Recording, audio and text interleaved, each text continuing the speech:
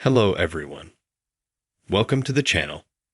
Now I will show and tell you how to delete drafts in TikTok on your iPhone.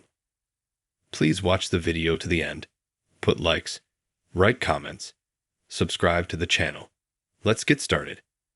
To do this, we need to go to TikTok.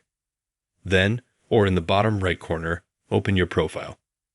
Here you will see our account and there are drafts. Click here. Then there are 2 videos for me. You may have many.